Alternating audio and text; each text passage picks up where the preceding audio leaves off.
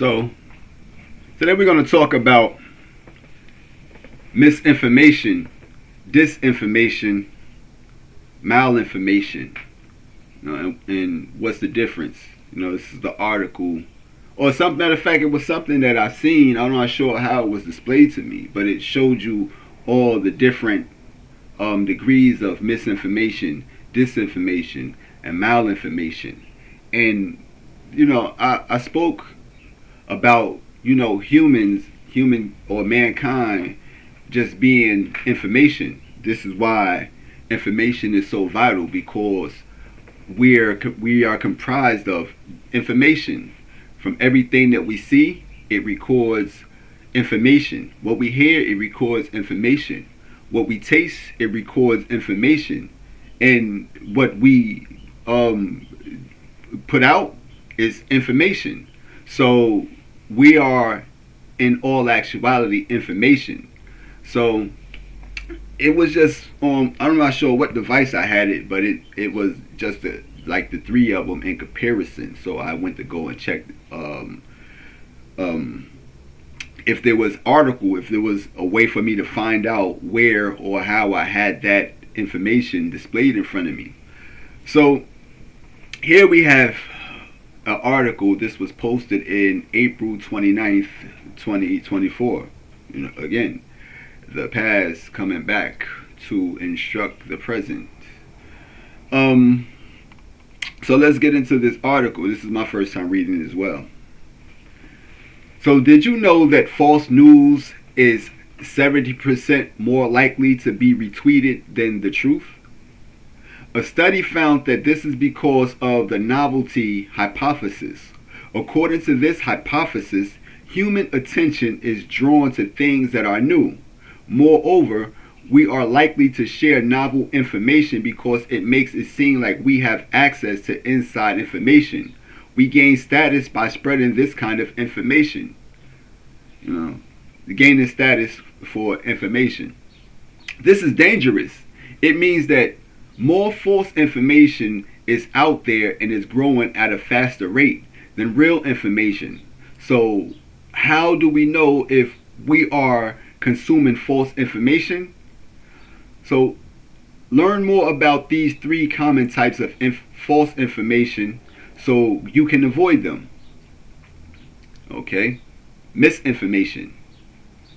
So misinformation is sharing something one believes to be true but turns out to be false. It's not always done with bad intentions.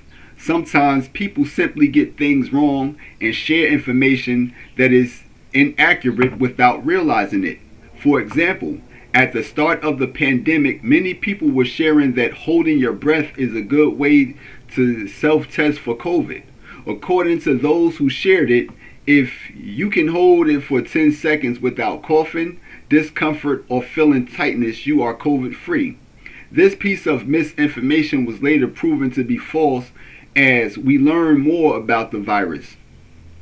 Even the virus in itself, that could be a form of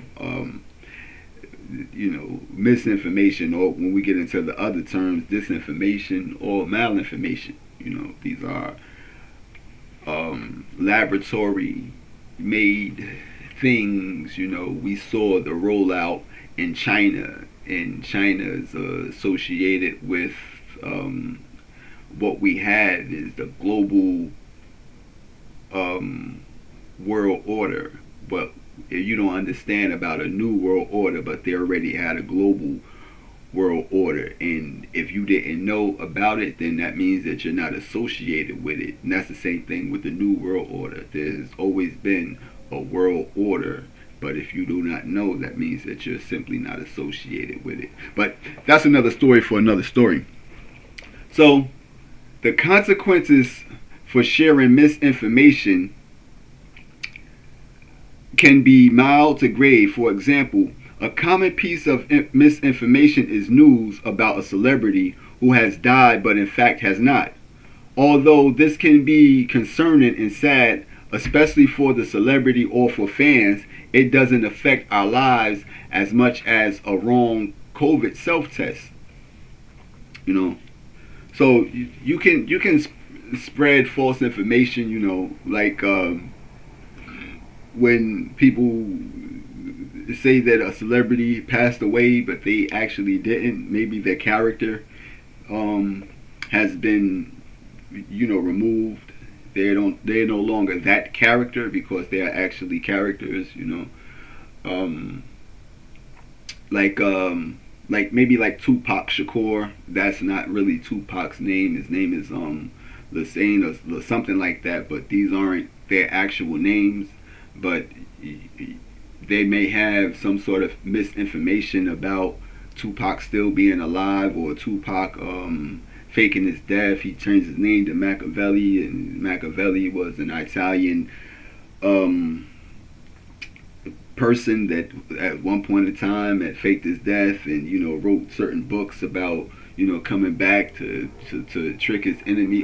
However the story goes, but that's a form of spreading misinformation about a celebrity that really doesn't affect you or affect our lives as much as a wrong self-diagnosing test. So that's the consequences of sharing misinformation. It could be grave, it could be mild to grave, You understand?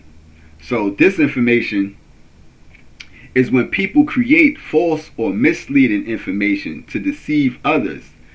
There are many types of disinformation, but a common form nowadays is fear mongering.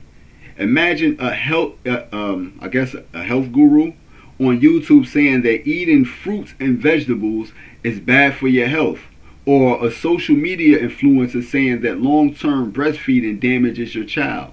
This is done to influence people to go with a different choice that benefits the one who is sharing the disinformation. So in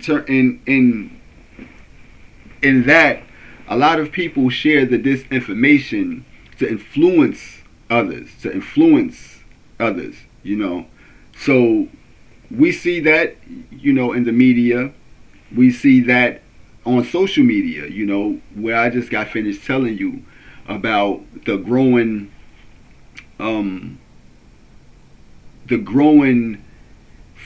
support, or just bombarding you with the Kendrick Lamar. It's just growing, and they're spreading disinformation. Disinformation would be like taking a picture of him, like after all the stuff going on now that's in the media, they'll show you a picture of him in some sort of place, but he got his phone out as if he's taking notes. And they'll say that he's studying psychology, he's studying for to be a psychologist, and but that would be a form of disinformation. If they don't know what actually school he's in, or what class he's in, or even if he is in a class, he could just be in a room where he has to be at to just to be there. It doesn't mean that he's actually in this particular place. So for you to share that type of information with certainty, like, yeah, he's in school, he's in college, and yeah, studying psychology, you don't know that for sure. So that would be a form of disinformation. So disinformation is that, to what people do is because they're trying to influence you to go along with them. He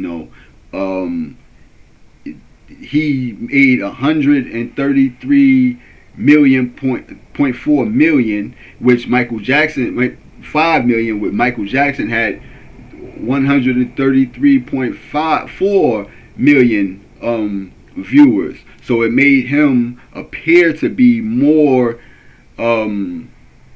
prominent, or a higher celebrity status than even Michael Jackson. That is crazy, So Michael Jackson was at the epitome of fame, and that the everybody knows you, everybody loves you. You know what I mean? To the point where there was disinformation and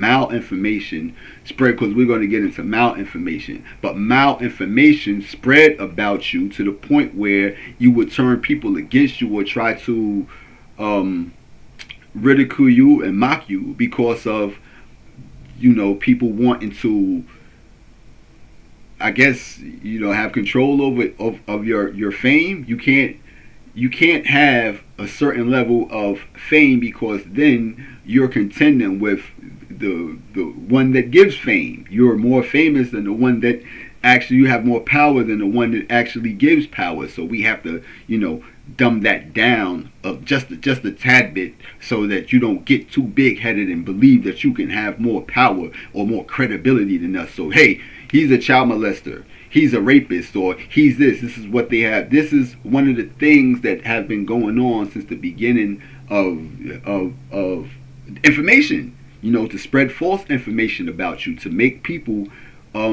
judge you or ridicule you differently, that it turn people's perception about you off. So that's a form of disinformation, like to give out misleading information about a person, to influence others for a certain reason. An easy way to spot disinformation is to ask the question: who benefits from this information? Who benefits from people spreading information about Kendrick Lamar, or any kind of false information? But in the sense of Kendrick Lamar, the music industry, which controls the artists, which in turn controls the people, benefits from that. So if we can get you to praise or give a holy attribute to a artist that we control, then we get that attribute, we get control of the people in that holy sense. So this is where you have to understand who benefits from this information. Often, like in our example above, those sharing disinformation are selling a product or service that they claim work better. For example, powder shakes, or perhaps a program that weans kids off of mother's milk. Disinformation can also be used to increase a person's popularity, which in turn allows them to earn money using their platform.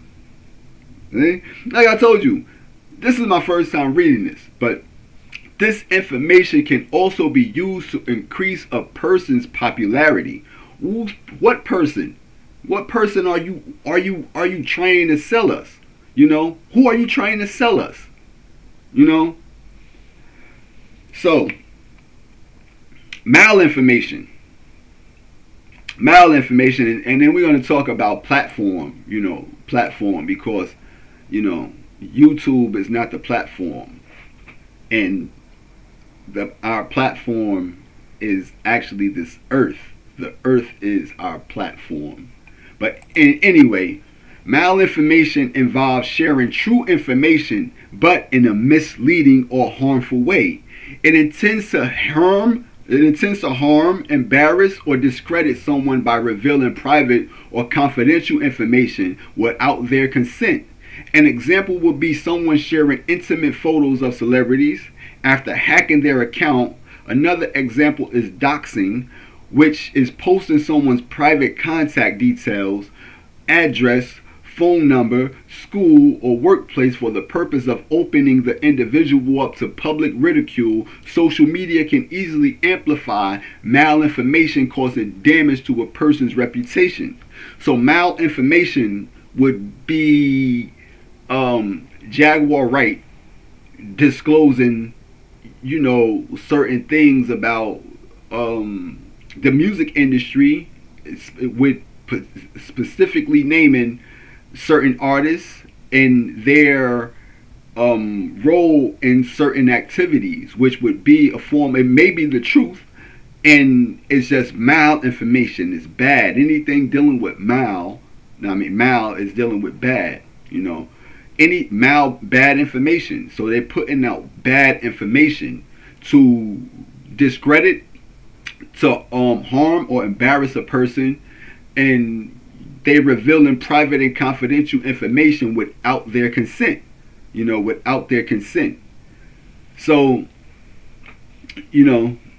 And like I said, it opens the individual up to public ridicule. Social media can easily amplify malinformation, causing damage to a person's reputation. How? By getting a person to share in certain gossip or share information about a person, and then that shares, and then that shares, and then that shares. I spoke about one of the guys, I believe his name was Ricky at one point in time, and I caught on to them sharing information about him and others, having sexual relations with, underage girls during their shows.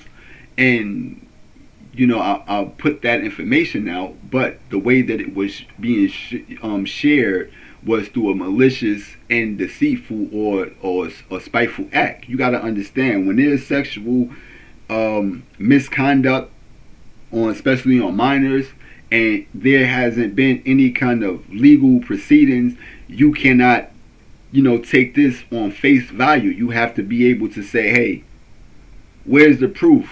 I need proof of this. We need to have some sort of legal proceedings where they was either found guilty, they was either charged and the charge dropped, or they got out of it some kind of way for us to say, hey, this led up to this, and now we have the ability to render this person either that or not that. But the way that it's shared through social media, it can affect a person's reputation because of who it comes from and how it's being delivered. So these are things that is in line with malinformation. So why people fall for misinformation? I guess this is a YouTube video that y'all could probably go and check this out. I guess this is on TED. Ed, I don't know. I don't watch TED, but I guess this is tips to avoid falling victim to false information. Check the source. Always verify information to see if it's a form or if it's from a reliable source. If a story sounds too shocking to be true, it might be misinformation. Cross-check. Again, cross-check.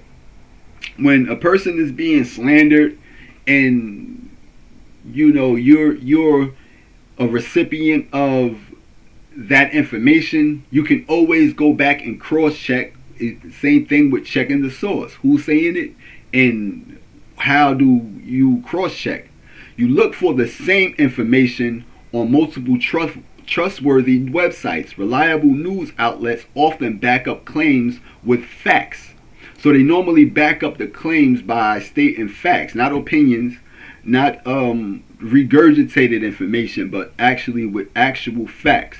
So you go to fact-checking websites. Use fact-checking websites like Snopes or factcheck.org to verify the authenticity of the news stories. Another way is to be skeptical. Always be skeptical of information you receive because, again, we are information. You know what I mean? So you do not want to be comprised of false information, misinformation, disinformation, or malinformation. You want your information to be as authentic and genuine as it possibly can, because the information that's in you is the information that's going to come out of you. So here you have to be skeptical about the information that you receive. You have to question sensational headlines and images. Manipulative content often aims to invoke strong emotions. So manipulative content often aims to evoke strong emotions. So when there's manipulative content,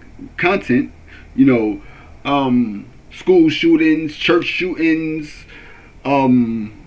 rallies and stuff like that, and riots, and you have to be skeptical about receiving this stuff because it is meant to evoke strong emotions. And a lot of the things that we see, is to desensitize us to the actual reality of it. If we see it repetitively, it's to desensitize you to it actually being seen in reality. So some things can be staged or acted out, and because the people are easily evoked emotionally, then you will see it on a consistent basis. You'll see it like, oh, this again, oh no, again, another mass shooting again, oh, another school shooting again. So now you have to be skeptical about the information that you get and receive. But it stated at the beginning, people have a knack and a love and a zest for receiving, false information as opposed to the truth. The truth may not be as exciting as false information. It may not be as exciting as false information, so people will tend to, because everything feeds the mind. So when we see things, we want the mind to be, we want that dopamine rush in our mind. So false information or misleading information, malinformation, and disinformation may all attribute to releasing that dopamine in your mind that that is addicted to. So that's how you understand the skepticism and a lot of information that's out or that will come out. So use critical thinking. Analyze the information logically before accepting it as truth. You have to analyze the information logically before accepting it as a truth. So this goes into, me telling you about the platform. I was instructed the other day I seen the movie again, platform. See platform 1. And then I saw platform 2. I didn't know that there was a platform 2 out. So the platform only allowed me to rethink about the misinformation about what the world is, the growing argument of, is the world flat, is the world round? So they wanted to know that, what is the world? So this is the argument between these and these people, and they're both wrong. You have to analyze the information logically before accepting it as truth. This world contains water. What holds water? How is water contained? How is water contained? How is something wet contained? You see something wet in here? This is coffee in here. But coffee is on a flat surface. This coffee wouldn't be here. On a round surface, this coffee wouldn't be here. It wouldn't be here. So what is the earth in terms of what it actually is? So you have to analyze the information logically before accepting it as truth. So we're going to get into that. And the thing is, don't share right away. Don't share information without fact checking first. Then educate others. Spread awareness about misinformation to friends and family. Knowledge is the best defense. Knowledge is the best defense to false and misleading or disinformation and malinformation. So by understanding the difference between disinformation, malinformation, and misinformation, and by staying vigilant online, you can navigate the information maze and make well-informed decisions. These are things that you can do by staying informed, understanding. By understanding, knowledge, wisdom, and understanding. We suffer from a lack of knowledge. And if we have knowledge, then we would acquire the wisdom, and after we acquire the wisdom, we would seek the understanding, because we missed the whole thing, the knowledge. Because we missed the knowledge, we miss the other two as well. So they work hand in hand: knowledge, wisdom, and understanding. If you got knowledge of it, you can speak it. If you can speak it, then you can understand it. So this is the form of how you get the information through knowledge. Knowledge is the best defense. Knowledge, not wisdom. Anybody could get the information and speak the information, but you don't understand it. So you can mess up that whole process by not having that understanding. By understanding the difference, knowledge is the best defense. By understanding the difference between disinformation, malinformation, and misinformation, by understanding the difference between disinformation, malinformation, and misinformation, and by staying vigilant. So it's by understanding, That's why it's seek wisdom, and with all your wisdom get understanding. So there we have it. This is misinformation, malinformation, and disinformation. So we wanted to talk about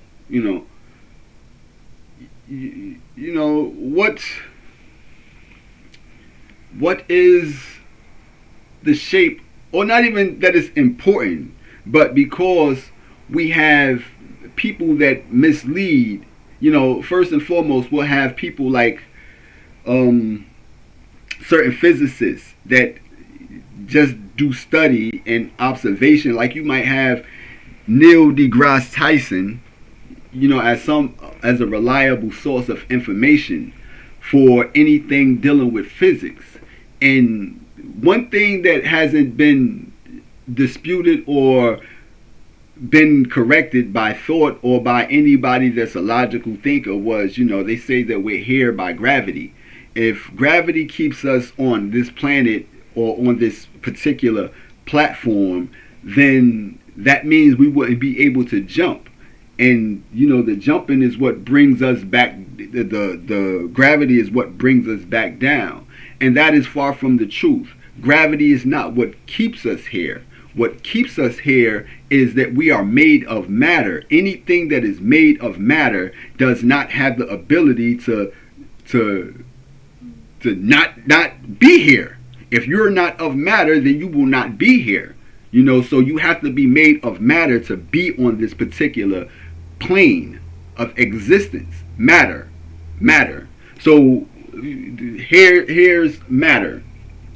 So that completely tells you that gravity is just a theory that somebody who had no knowledge and used whatever they had to deal with, whatever information they had at hand to deal with, to come up with that postulate, which is a scientific assumption. It's just something I assume, gravity. No, we are all made of matter. So matter is the substance that we are made of. So here, matter is defined as any substance that has mass and takes up space. So mass in anything that takes up space will eventually hold weight, and anything that holds weight, it has the ability to be held down. So we are made of mass and matter, and this is the reason why we exist in this space. We are in space right now. Everything around you is space. Anything outside of you, anything on the outside is outer space. The water, the ocean, and all that stuff is outer space because it's not in the space where you are actually at. So anything outside of your space is outer space, not there. You got to understand, we're getting our information from people that lied about the moon landing. They telling you that the earth is round, and they don't want to tell you what the earth actually is because they're holding and hiding stuff from you that may be relevant to you understanding this plane of existence. Because you're not understanding it, you're not actually getting it, but you're still following and adhering to misinformation and disinformation. So matter is defined as any substance that has mass and takes up space. It constitutes the observable universe and is composed of elementary particles such as quarks and leptons. Matter can exist in different states, including solids, liquids, and gases. Notably, Phenomenon like light and sound are not considered mass or matter.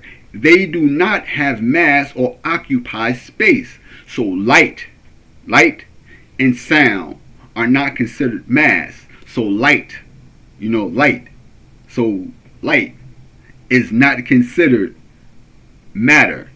So light can exist, in the ether, in these realms, where we actually descend from. We actually descend from light, and we are trapped in the body of matter.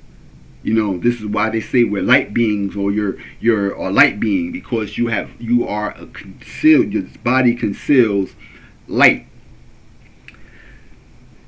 And if it didn't, then you wouldn't be able to, exist in this plane, because you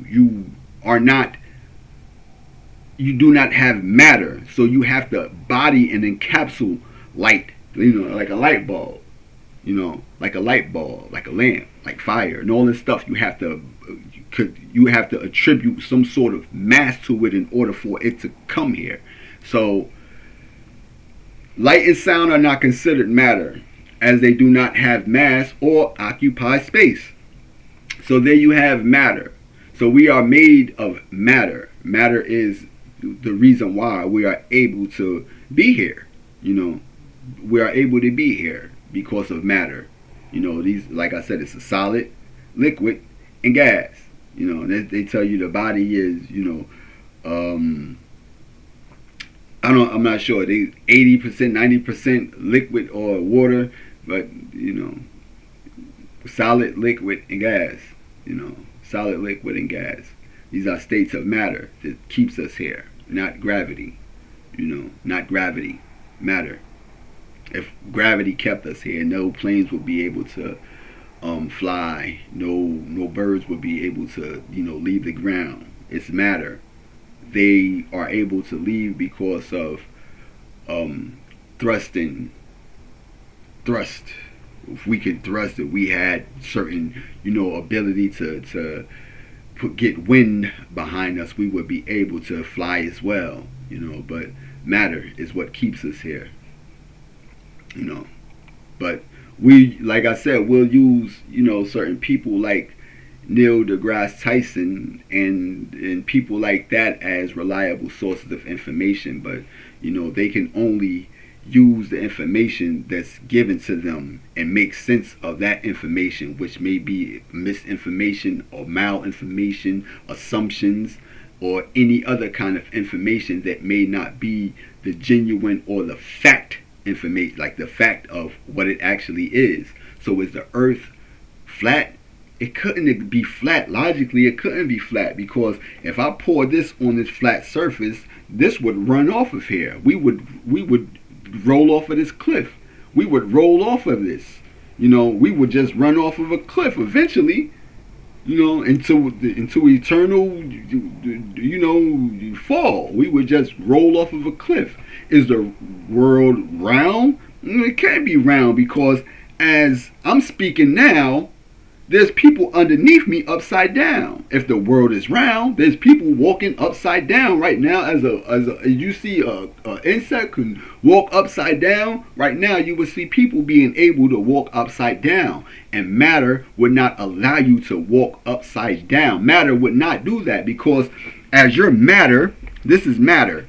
If I was to put this upside down, it would fall, because it's made of matter. It's made of matter. Now, if I just put light in the air, it will not fall, because it's not made of matter.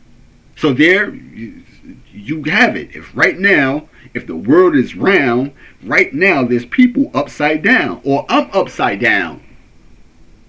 And there's people walking sideways right now if the earth was round. The earth is not round. The earth is not flat. It's actually a bottomless pit. It's a bottomless pit, because no one has ever gotten to the bottom of the ocean. No one has ever gotten to the bottom or to the depths of the water, to the depths of the center or the core of earth. No one has ever gotten there. No one. No one. And if they said they have and they still here, that's kind of like misinformation in itself. But the earth is actually, it's a bottomless pit. It's a bottomless pit. You know what I mean? It's a bottomless pit. What is the bottomless pit? In Revelation chapter 9, verse 1 through 12, the bottomless pit.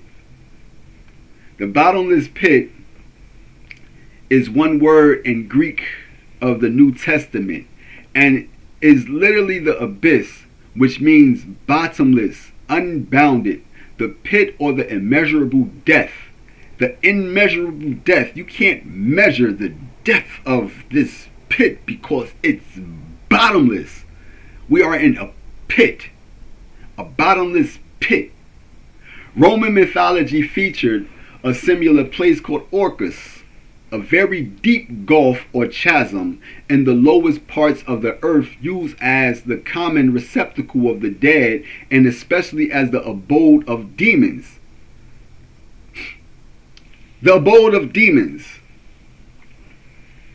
The bottomless pit of Revelation chapter 9, verse 1 through 12.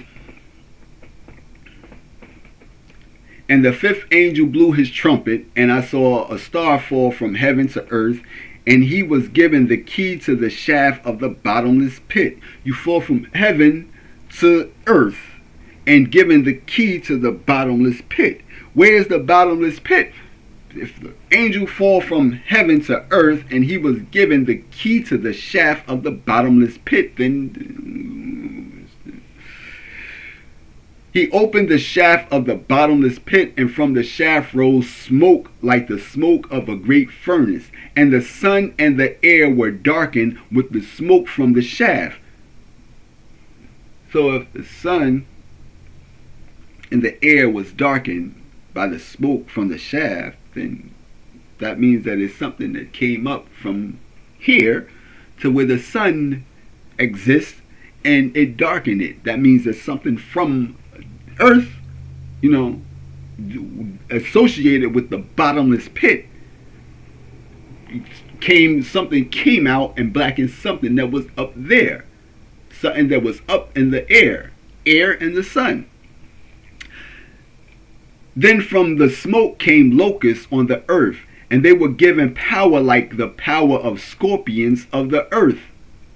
So this is where you have the locusts on the earth, and they were given power like powers of the scorpions of the earth.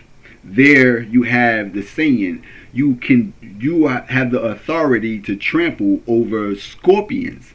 You have the power or an authority to trample over serpents and scorpions. Hey, they were told not to harm the grass of the earth or any green plant or any tree, but only those people who do not have the seal of God on their foreheads. They were allowed to torment them for 5 months, but not to kill them. And their torment was like the torment of a scorpion when it stings someone. And in those days, people will seek death and will not find it. They will long to die, but death will flee from them.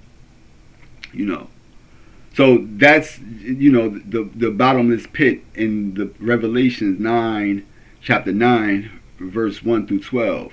And it holds a unique type of demon. This pit holds a unique type of demon. It is also the home of the beast who makes war against the two witnesses. In Revelation chapter 11, verse 7 through 8, and when they have finished their testimony, the beast that rises from the bottomless pit will make war on them and conquer them and kill them. And their dead bodies will lie in the street of the great city that symbolically is called Sodom in Egypt, where their Lord was crucified. So this is in the book of Revelations. Chapter 11, verse 7 through 8, if you want to go and check that out. At the beginning of the millennial kingdom, the bottomless pit is the place where Satan is bound. Go ahead, dog. Come on. All right, go ahead.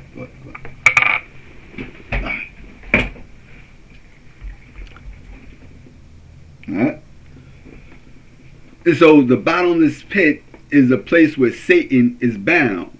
At the end of the 1,000 years, Satan is released and promptly leads an unsuccessful revolt against God. He is released and promptly leads an unsuccessful revolt against God. And this is Revelation chapter 20, verse 7 through 10. And when the 1,000 years are ended, Satan will be released from his prison and will come out to deceive the nations that are at the four corners of the earth, Gog and Magog, to gather them for battle. Their number is like the sand of the sea, and they marched up over the broad plain of earth and surrounded the camp of the saints and the beloved city. But fire came down from heaven and consumed them, and the devil who had deceived them was thrown into the lake of fire and sulfur where the beast and the false prophet were, and they will be tormented day and night forever and ever. So that's Revelation, chapter 20, verse 7 through 10. And Satan will be with the false prophet and they will be tormented day and night forever and ever. So you go back and check that out for yourself. But if you understand who's who and what's what, you would see the relationship between people and demons. And the bottomless pit may be associated with a place called Tartarus. Tartarus, this Greek word, is translated as hell and is used only once in Scripture. In 2 Peter chapter 2, verse 4, it refers to the place where angels who sinned are reserved in chains of darkness for judgment. The New English Version says these angels in Tartarus are held in gloomy dungeons. These same angels are also mentioned in Jude 6 as the angels who abandoned their own home. Jude chapter 1 verse 6, and the angels who did not stay within their own position of authority but left their proper dwelling, he has kept in eternal chains under gloomy darkness until the judgment of the great day.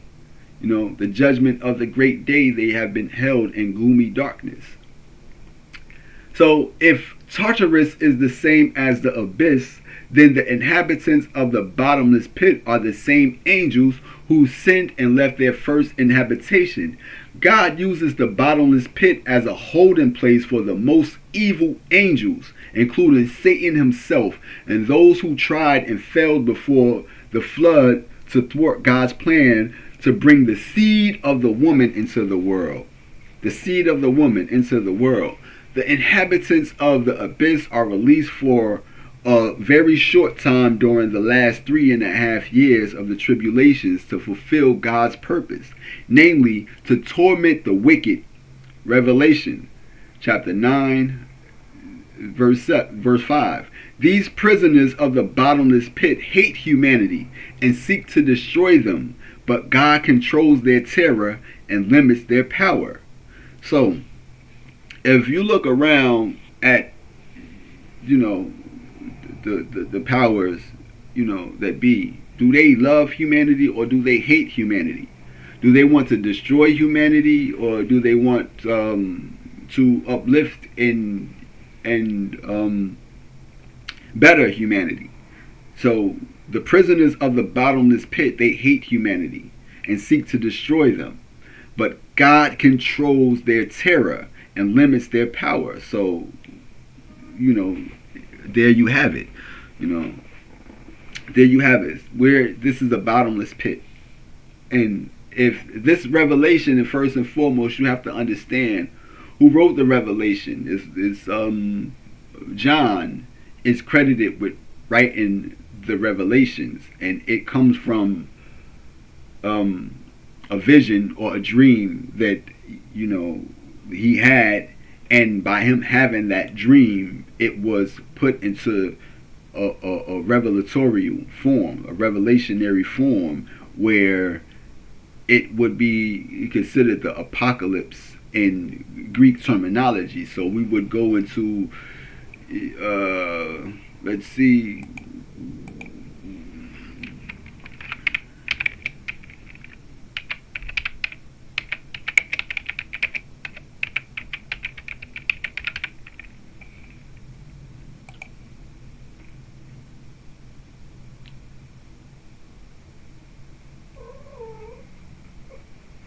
come on, dog, come on. So,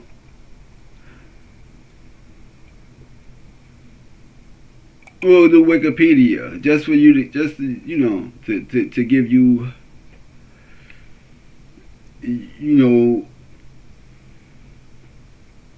a breakdown of it in the Wikipedia. So the Apocalypse of John directs here for other uses the Apocalypse of John. Disambiguation, come on. For other uses, see Book of Revelation. The Book of Revelation, or the Book of Apocalypse, is the final book of the New Testament, and therefore the final book of the Christian Bible, written in Koine, or however that's said, Koine Greek. Its title is derived from the first word of the text, apocalypsis, meaning unveiling or revelation. The Book of Revelation is the only apocalyptic book in the New Testament canon. It occupies a central place in Christian eschatology. The author names himself as simply John in the text, but his precise identity remains a point of academic debate. Like academics debate who actually, the name. Candy. This is the dark candy. It's Juji fruit, and once you get a little bit older, you start to even appreciate the black candy. The black ones is even good.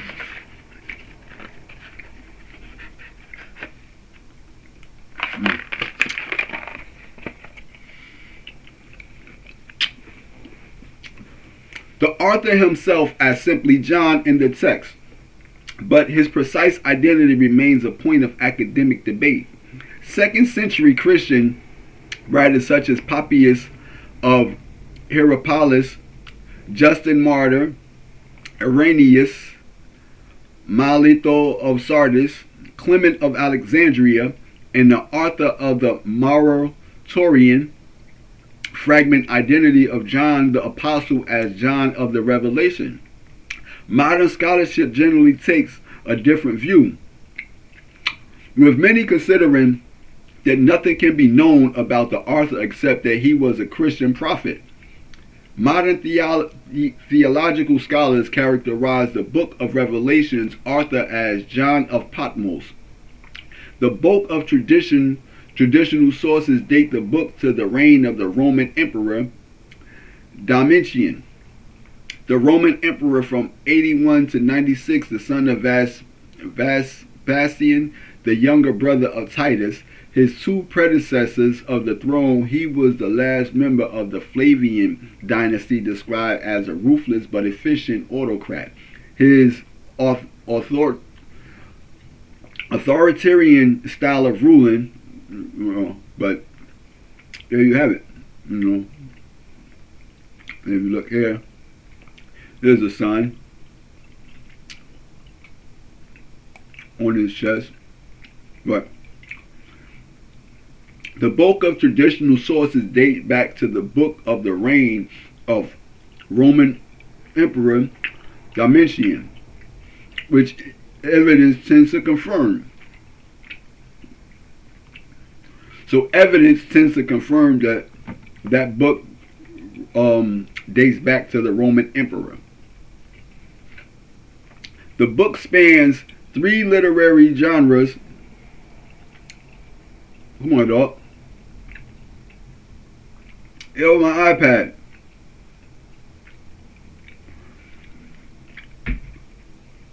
The book spans 3 literary genres: the epistolary, the apocalyptic and the prophetic.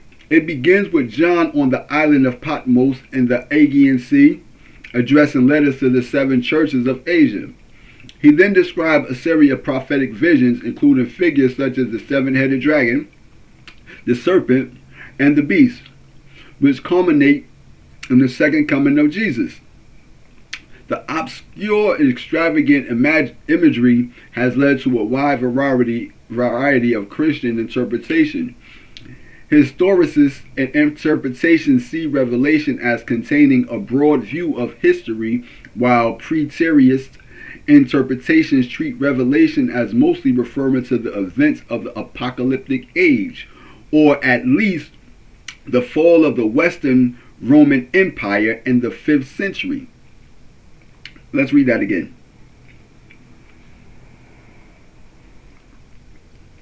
Historicists' interpretations see Revelation as containing a broad view of history, while preterist interpretations treat Revelation as mostly referring to the events of the apostolic age, 1st century, or at least the fall of Western Roman Empire in the 5th century. Futurists, meanwhile, believe that Revelation describes future events, with the 7 churches growing into the body of believers throughout the age, and a re-emergence of continuous rule of the growing Roman system with modern capabilities described by John in ways familiar to him. An idealist or symbolic interpretation considers that Revelation does not refer to actual people or events, but is an allegory of the spiritual path and the ongoing struggle between good and evil. So, people have different, especially when it's the topic of debate and, fact finding and truth finding, and how valid are your claims and who's the claim by or who wrote it. So a lot of people, especially when it comes to prophecy is given as a forewarning of certain things. It's a forewarning. Like even forecasts, it's like telling the forecast. I'm giving you a forecast. Tomorrow is going to be rain. So if you know that it's going to be raining tomorrow, you should bring an umbrella. There's going to be a hurricane coming in, the next coming days. That means to seek shelter. Seek shelter to prevent you from being affected by the hurricane. So whenever there's something that's prophetic given to you, is given as a forewarning. It's a forewarning. When anything is prophetic, it's forewarning you. It's knowledge of things that are going to happen beforehand. So these are things that is in prophecy. So when God gives you prophecy or tell you that there's going to be certain things that's going to roll out, these aren't for you to sit with anticipation and eating popcorn and sitting there waiting for, it's the war of Gog and Magog. It's not for you to do that. It's for you to prevent, or to prepare yourself for that.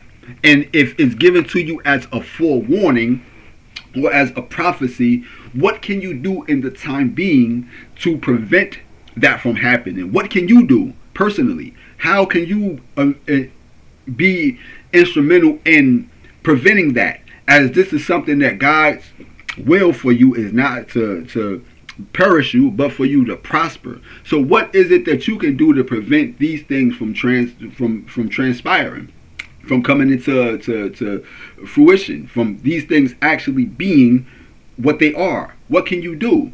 But we have a knack for disaster and destruction, because where we are, we're in the bottomless pit. And if you're in the bottomless pit, you're here for a reason.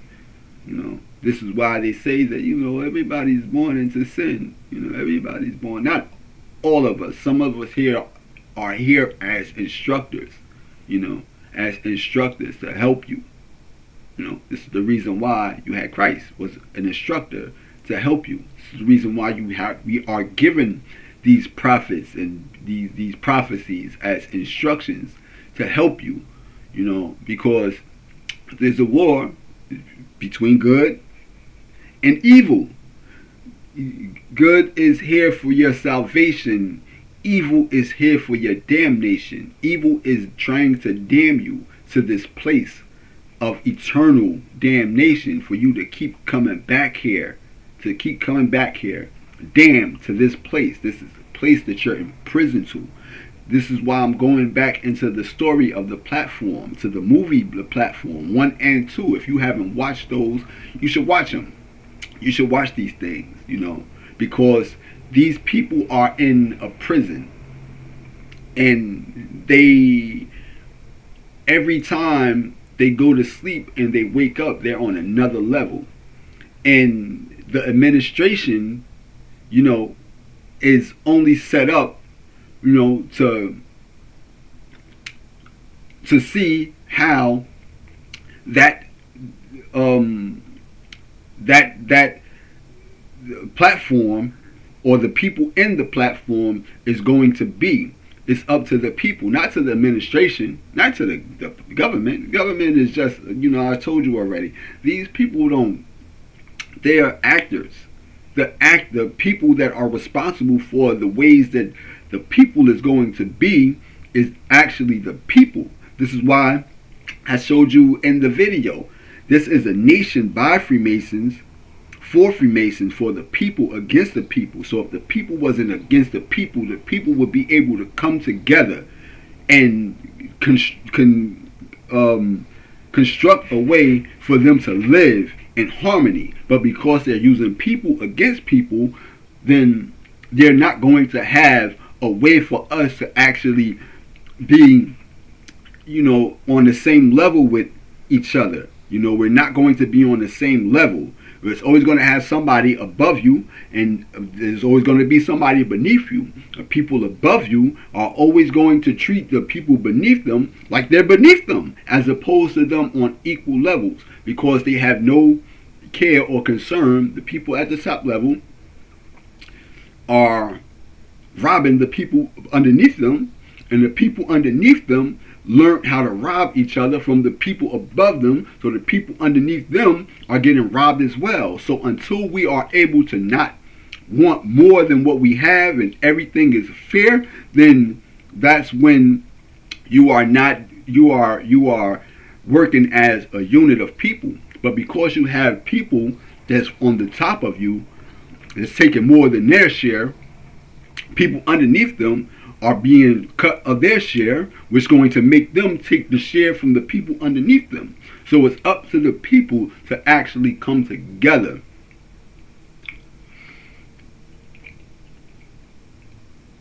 That's why I said I'd rather have a solid nation than some validation. I know the truth. That's why these liars hating. They say they with the church, but they side with Satan. So I said that before. And I'd rather have a solid nation than some validation. I don't care nothing about people subscribing and unsubscribing to me. I don't care nothing about that. My thing is to get you solid, to get you out of the hell that you put yourself in. This is what you continuously put yourself in, and you continuously side and join forces with the wicked. This is why they said that the numbers of Satan's army is like the sands, like sands. You know how thin and grain, how much sand is, how much even just a handful of sand is. That's how thick and deep the army of Satan is. There are mountains, multitudes of them, and every day they're made more and more and more and more and more. There's people that God showed me and say, son, that's one of my people there, and before I can get to them, the devil gets to them. Before I get to them, the devil gets to them. And God would show me the type of power that they have. God showed me this one female, and she had a certain power. And what she has was she can control both of them. Angels, righteous angels, and wicked angels. Demons, angels, and demons alike. So before I'm able to get to them, like, yo, God needs you to, the devil gets to them. The devil gets to them and has them doing the devil's bid. When you see them online, they start sharing the malinformation, the misinformation, and disinformation. These are all tools and weapons used by Satan to put the wickedness in you. Once you start spreading that information, you become a pawn for Satan. Satan's needs malinformation, disinformation, and misinformation to rule. Remember, if you go back into the book, it's deception. If you go back into the book, you'll see it. You'll see it. Let's see. And will come out to deceive the nations, and that are and when Satan will release from the prison and will come out to deceive the nations. What is the devil's purpose? The purpose is deception. You can only deceive people with malinformation, misinformation, or disinformation. These are ways to deceive people. So once you start spreading this information, now you're in cahoots and working alongside of Satan. Whether it's the church, I don't care. If it's the church that's doing it, if it's the people that's doing it, it's still, you're in cahoots and siding with Satan. When in all actuality, you're here to fulfill a certain task. And because you're here, you're stuck here. You're stuck here. You're imprisoned here. This place is a prison, and no one is leaving here. So when you have people talking about they're going to Mars, you can't leave here. You're bound here. We're bound here. You're bound here.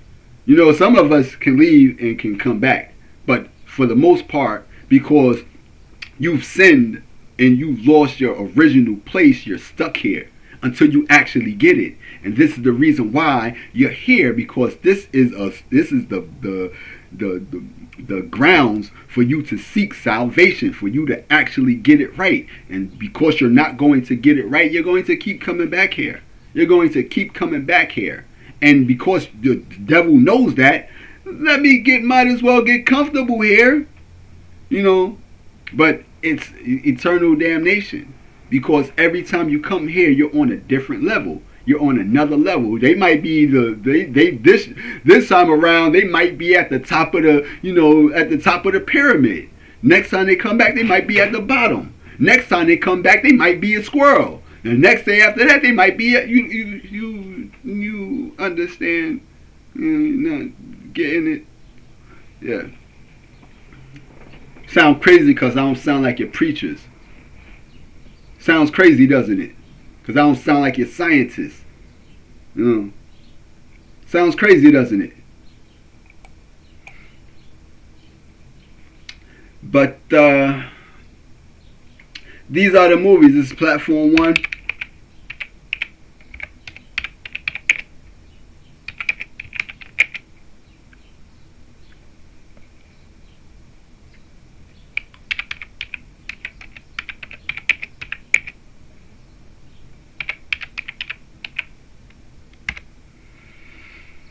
So, man and woman on the platform, man and woman, and you don't want to give away, this is the people, the administration, they're making the food, they're making their desires, they're giving them all their desires, all their worldly desires is being made, you understand? So they're making it, they're making their desires, and they're giving it down to them. It's coming from above. It's falling like manna out the sky. It's coming from above. And as it comes from above, it goes down from level to level. And it's enough for everybody. Each and every person that's in there, it's enough for you. But there's people that want more than what they ask for, and it belongs to other people. So that creates this perpetual state of existence of this being a declining platform that we are actually on.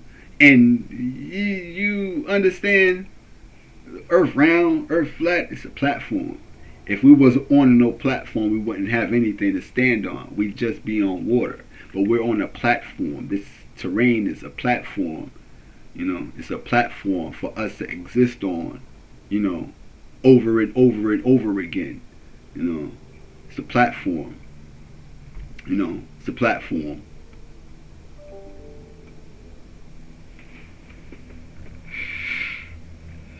Yep, it's a platform. And what type of weapon will you use in the platform? You know, it's up to you. Even look at this one. Ain't this the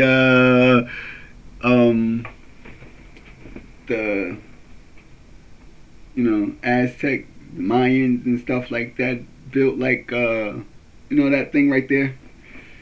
But I can go back and watch it again because I kind of like but the platform, you know, and if you'll see in there they have what you call the anointed ones. You have anointed ones.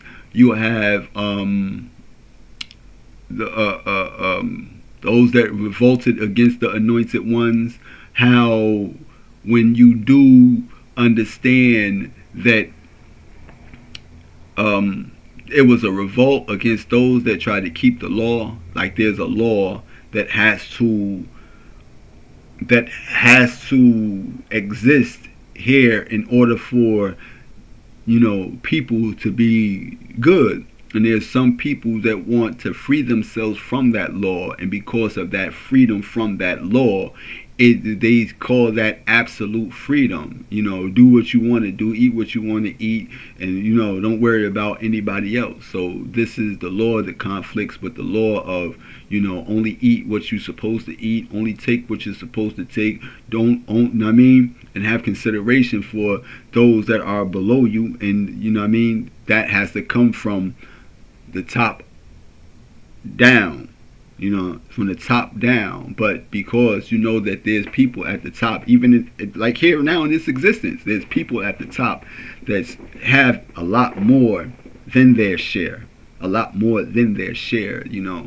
And the thing about that, when you talk about the bottomless pit, it means that it's bottomless, it's endless. So it's a lot of stuff that's here that has always been here, and it's here because it's bottomless, it's endless, and it's infinite. The resources here is infinite, because this plane of existence will not ever exist, because this is a prison for sinners. It's a prison for those that transgressed against the righteousness of God. So you have to come down here in order for you to experience what it's like to go through levels of existence and build yourself up and erect yourself. And those that can erect themselves can correct themselves. And once you're able to correct yourself, you've sought the righteousness of God. But if you come here just to follow the masses and follow those that are already damned, then you deny yourself the righteousness of God. Like the people in the music industry, they deny themselves that right because they choose to follow the wickedness of the devil, because that's how the devil got that way, through influence, by influencing the devils to fall from grace, by influencing the angels to fall from grace. It was influence. So you are made influencers. You are being made influencers. That's how that goes. That's how that's made to happen. Your purpose is to influence, deceive even the elect of God. That's their purpose. That's the purpose. But dreams have a lot of meaning, and so when you have people that gives you revelations, these are people that are open to receive revelations. That's why everybody can't have revelations. That's why they have false prophets, because everybody's not open to receive revelations. Then you have people that will receive revelations, but because they want to be accepted by the people that's in control of currency or control of certain regions or want certain status, you'll have people like Balaam that would have a price tag on their prophecy, and that's not in agreement with how you prophesy and how you give prophecies. So there you have false prophets and people that can be used to mislead and give misinformation and disinformation, because there's so many people that want to be amongst that sand of the Satan's army. So many people want to be amongst that because they make it seem like glitter, but everything that glitter ain't gold. And sometimes the thing that is glitter that you trade for that glitter be your soul, and you find out that it's not gold. You find out that it's not gold at all, and this is what it actually is. You know, it doesn't mean you can't fall into sin. You can't. You got to be, just don't side with them. You know, do not side with the wicked, because the wicked is mounting up and it's forming a revolt against God, and wants God's or the righteousness of God. It wants that information and that knowledge of God. You know, it wants it. It wants it. You know, you understand what I'm saying? It wants it. Look at the Masonic sign. Look at the pointing. You'll see it. You'll see it. You'll see a lot of symbols in it. You know what I mean? You'll see a lot of symbolism in this movie itself. You know, it goes down to what floor is it on? 333 floors, which, you know, when you go back into, you know, a piece of the devil's pie, the pie. See, this is my first time seeing it, but it's a piece of the cake. You know, it's a piece of the cake, but platform. You know, platform. They know the truth about what we're on. Like, they know the truth.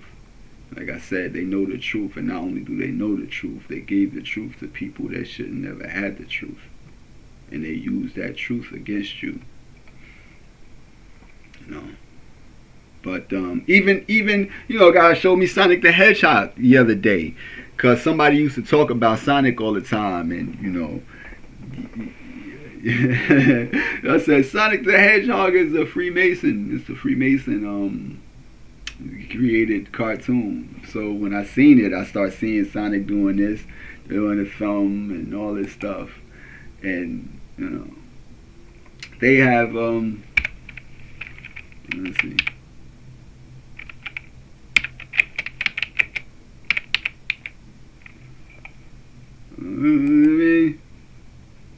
They got a thumb. I understand.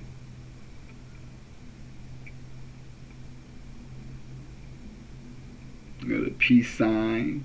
They got the point in.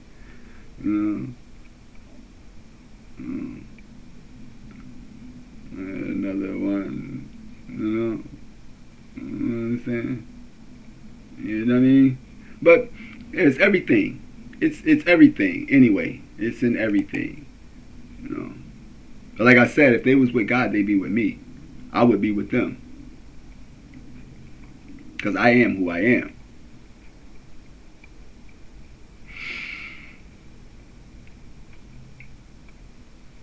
But even Dr. Robotnik, watch Dr. Robotnik. Just to touch on this real quick, because I seen this yesterday. I had no idea.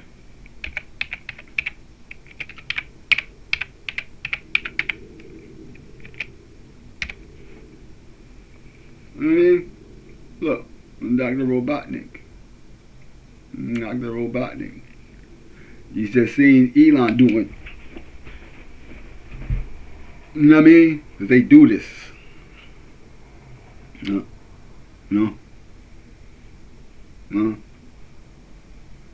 Do as I will. They do that.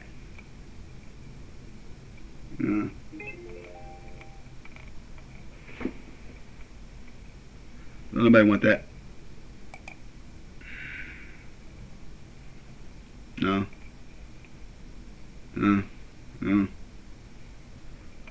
Get it? No. Pointing. Uh, uh. He wants to destroy Sonic. You know? Uh,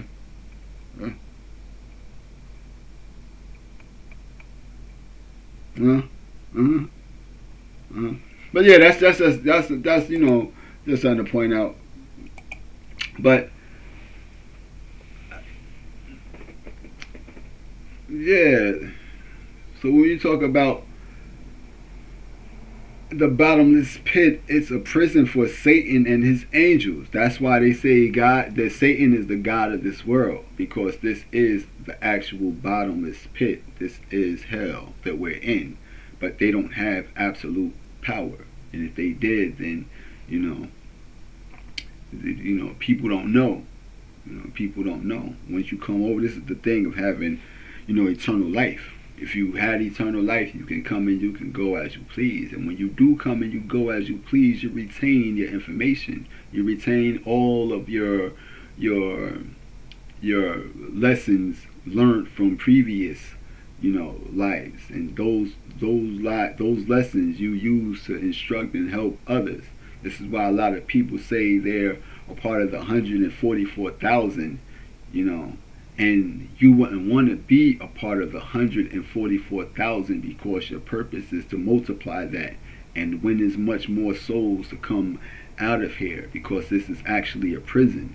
You will want to triple or double that number. You will want to at least bring 1 or 2 or 4. You will want to triple that number. Sure, it may be 144,000 people that are sent here, but you don't want it to be 144,000 people that leaves here. You want to, save as many souls or lives as you possibly can to get them out of the pit.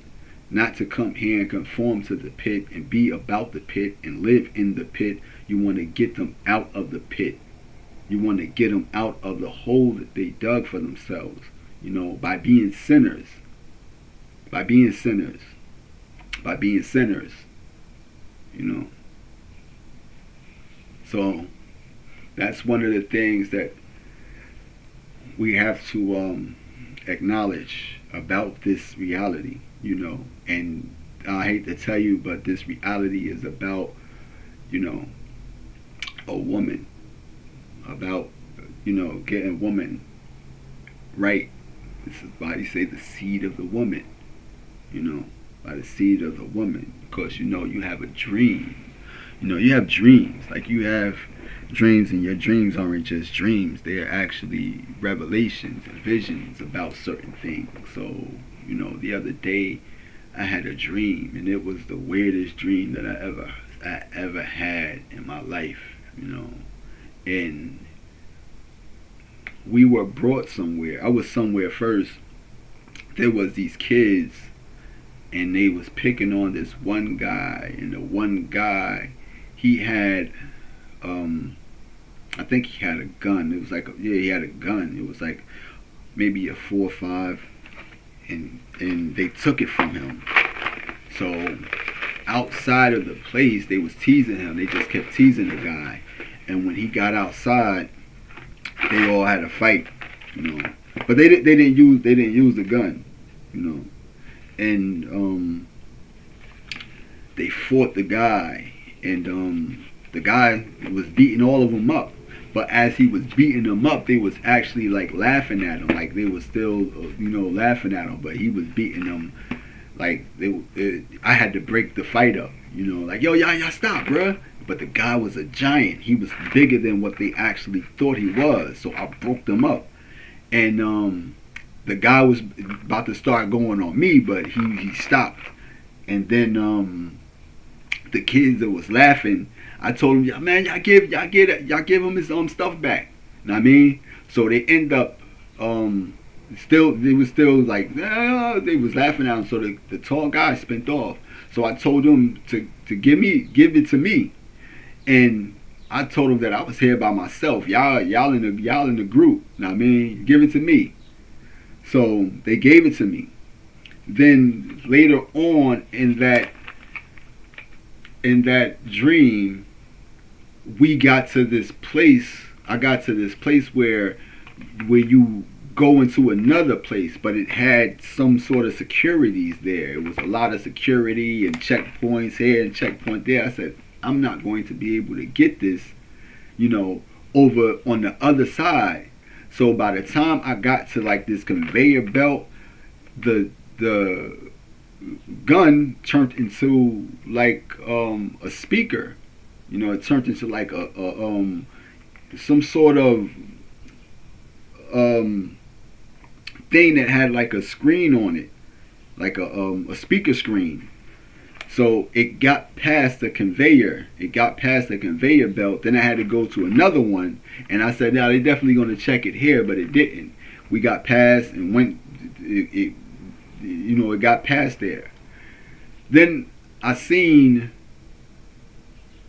this white guy, and he was with this black girl, and this is before you seeing any of these movies. This is just a vision. He was with this black girl, and the black girl, he was kind of roasting her, like she was ripped. Like I guess she stayed with him, and he was kicking her out, and she had on this black fishnet thing, like a whole black fishnet dress, and she had her stuff with her, and she was just walking while he was ripping. The white guy was ripping her, and later on, I'm not sure what that meant or what that, what it actually was, the meaning for that. But later on in that dream, we were taken, me, this other guy, and a woman was taken somewhere and put in like this arena where we was put through a whole bunch of tests, and it was a lot of like stuff going on. It kind of reminded you of the Squid Games. I'm not sure. I never even seen the Squid Games. I just seen maybe like the coming attractions of it, or just the previews of it. And it was in this kind of arena, and I was giving somebody to that was against me, and I had took that guy out, and the other guy, somebody was put against him, and he ended up taking that guy out. So now the woman was put against somebody, and this guy was like, he was bigger and stronger than the people that me and the other guy had to face. But the woman, she was like frail, and she wasn't, as well equipped as me or the other guy. So when it was time for her to mount up against the guy, we just knew that it was gloomy for her. Like, son, we knew it was over with, because this was like some kind of test, because we was held there. We was held in this particular place. You gotta understand, this dream is just what I recall. This is something that I recall. I can't recall it for incident by incident, but just the things that stood out to me. So when it was time for her to fight that particular being, we knew, like, so what happened was, I decided to take the beast out, as opposed to him taking her out. So after that was over with, everything just cleared, and it was an army that came. They all had purple garb on, and she was put inside of a gown, like a bridal gown. Like that was her wedding day. She was getting married on that day, and she didn't even know it, and no one even knew. No one knew she was getting married. You know what I mean? But it all turned out to be like, a staged event. But the actual events that was going on was real. If that beast if that guy would have slayed her, then that thing wouldn't have been able to, you know, it wouldn't have been, she wouldn't have been able to get married. So I sat back and I said, what? That was, what the? I was upset because what if I didn't do anything? You know what I mean? What if I didn't do anything? That woman was very important to people. You know what I mean? Because the people that came was some people that submitted to her and she didn't know that. So, yeah, I was trying to wonder, you know, what that actually meant, you know. But, you know, that goes into, you know, a bride, you know, and who the bride is, you know, and what is your role in making sure that that actually happens, you know. What is your role in making sure that happens? You know, so if it wasn't me that did it, the other guy wasn't. The other guy wasn't, because we was like, yo, she is doomed, dog. Because we was fighting for our lives, I guess, you know. But the people that we was up against, we took them out, no problem. But she wasn't, you know what I mean? She wasn't. We didn't know that we didn't think that she would be able to overcome that being. So I took it upon myself to, you know what I mean, do something. You know. I wanted to share that because, you know, that was kind of like a weird thing for me to dream about, you know. But, you know, and you already know that, you know, in this reality, when it comes to raising people up or nurturing people, there's nothing that, you know, is more powerful than the love of a woman and the love of a mother, you know. So we have to raise these women up to be mothers of our children, you know, and in return they give that love and that spirit to the men here, because the men, they aren't as good nurturers as a woman is. You know, they aren't. You know, they're protectors or providers or however you may have it, but the love of a woman is like the only thing that can actually, you know, heal and nurse and nurture, you know. And that goes back into, you know, this movie that I seen before. It was The Fifth Element with Bruce Willis and Chris Tucker in it. And I forget the woman's name, but the woman was that, she was that important in this world because it was the love that she had that heals, you know. You know, it was the love that she had that heals darkness, you know. And then after that, just yesterday, you know, I just seen Stephen Darby. Stephen Darby knows a lot of stuff that, you know, I know.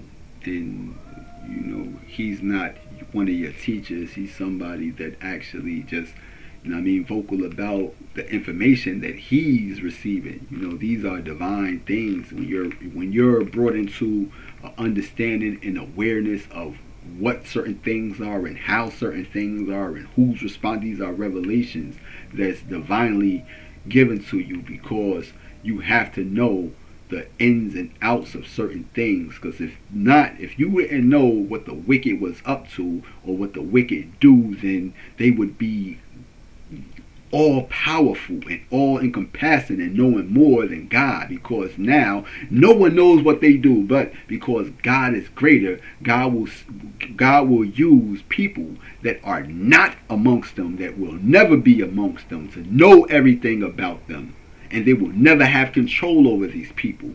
That's how powerful, and you're not going to out God. They want to out God.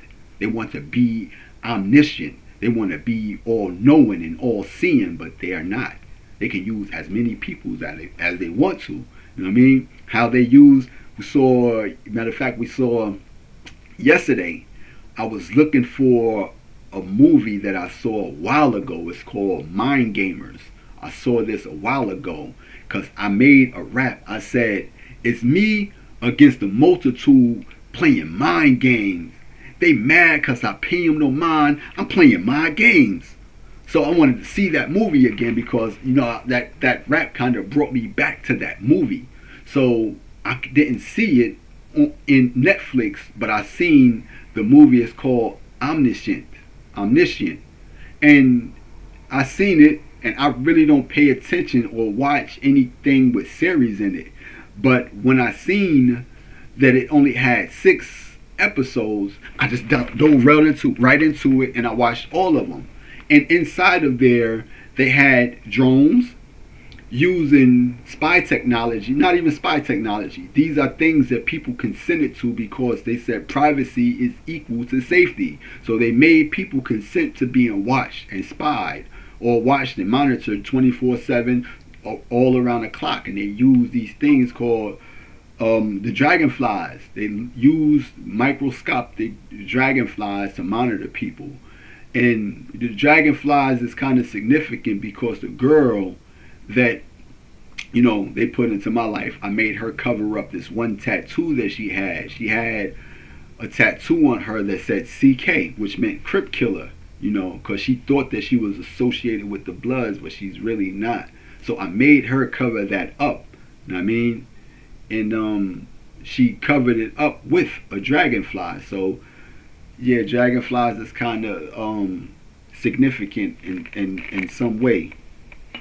But in that movie, they had some real prisoners in there, and they was watched not just by the drones, but by people as well. They said there was 73 of them, but they was all watched by the first people that's watched by both people and drones.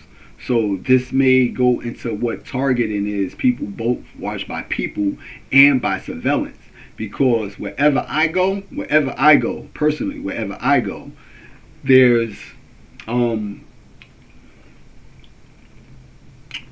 cameras, there's cameras, and those cameras tell me personally, you're being recorded.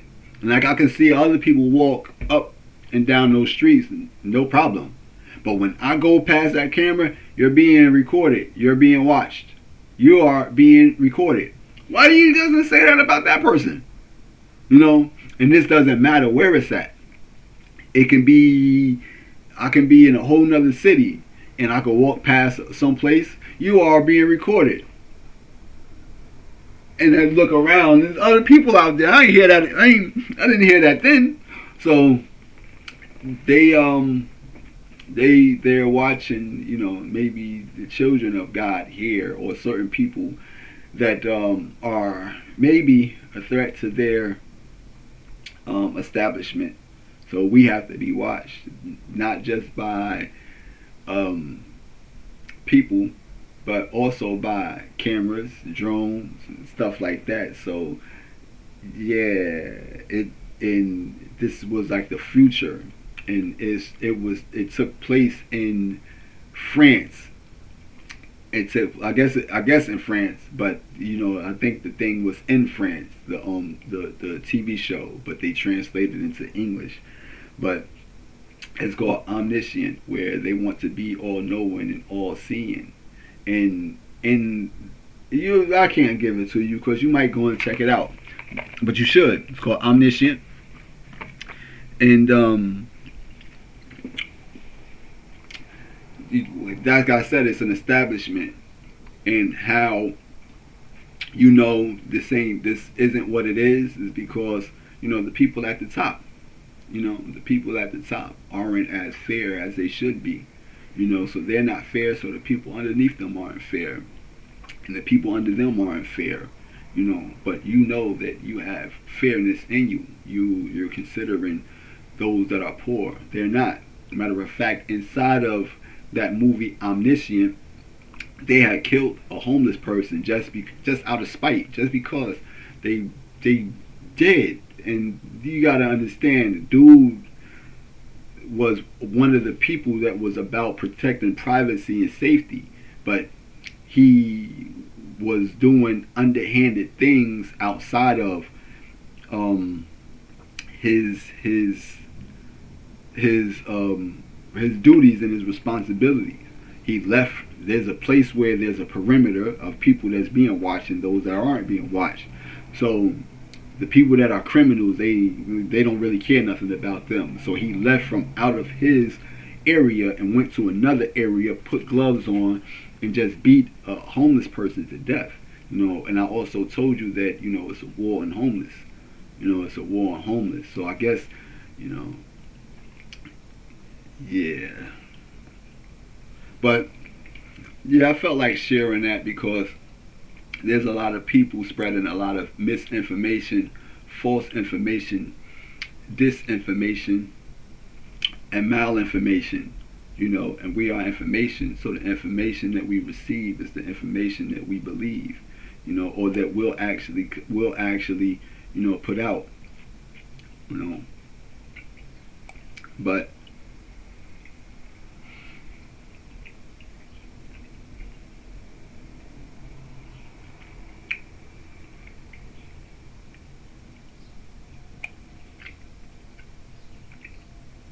see,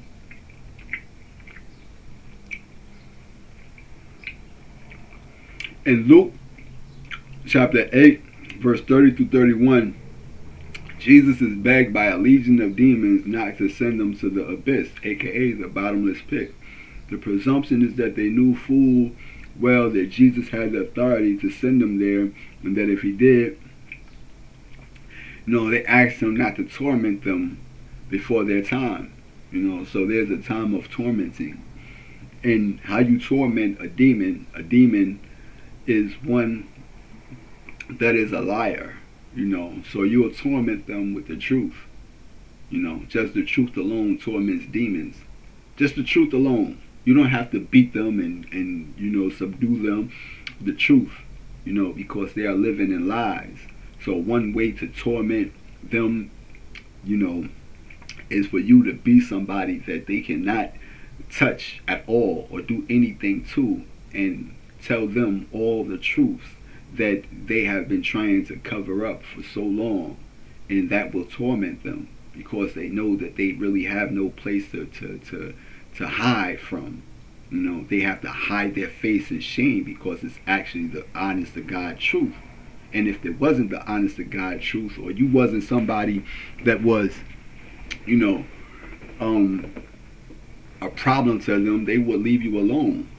They would leave you alone. But if they leave you alone, then the people who they don't have any control over, they would believe you, and they would not have control over them.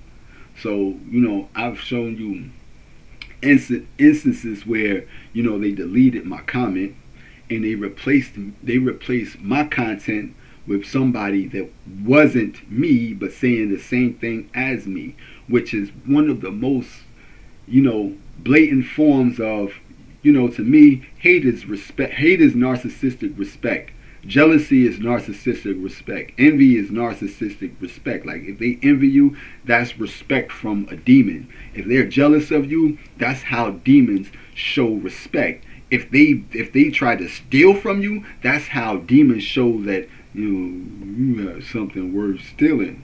If you are somebody that they try to hush or try to silence, that's narcissistic respect that's narcissistic respect. So hate is a way that narcissists and demons show respect. If they hate it, they respect it. So in all actuality, demons don't hate humanity, they respect them. That's the form, that's a way that they show respect. It's a narcissistic form of respect. If they don't hate you, you ain't worth hating. I don't respect you enough to hate you. So being that they know that God is, above them, they have to hate God because they have to respect that presence above them. And again, if they hated me, they're going to hate you. So please don't think that, you're going to come here and just be hunky-dory and live a fruitful life. No, because the truth is in you. It's not in them. So they're going to hate you because of that. They're going to hate you. They want to be the truth. They want to have the truth, but they don't have the truth. That's just what it is. And I just felt like sharing that because it needed to be shared. And oh, that was what I was telling you about. Was, um, Stephen Darby, the brother Stephen Darby, was talking about um, Shekinah or Shekinah, which is, in India would be called Shakti. And, they would say that, this is the Holy Spirit, or this is the female counterpart of what God is, which is the divine light, divine feminine, and the divine um, radiance that's on people, which is, the divine, you know, the divine presence of God, which is the light of God, which is what shines on, the people of God, which seals the people of God, which is the light. So, he was saying, and the way that he was putting it out there, was he was trying to, not saying he to me, I love the brother. Like I said, he knows a lot of stuff, and a lot of the stuff is, is word on word, word for word, kind of quote. Or can say the same things that I know intimately. Like I know, and it's he was trying to discredit woman's role, or what she's capable of doing. I mean, what she's capable of doing or capable of having. It's like some people, are controlling of women and want to control women, or don't want women to have any kind of association with, God, because that would give you some sort of identity of what or how God is, So I just wanted to share that because that was something that I just stumbled across, and that was after the dream that I had. I had the dream, about, sparing that woman, and that woman that you spared ended up being bride to something that was incredibly powerful, and they all came down and they bowed to her. But I thought about, what if I didn't, make haste, and spare her from being slaughtered by that particular being, This is something that I think about, but yeah, I wanted to share that. So, peace.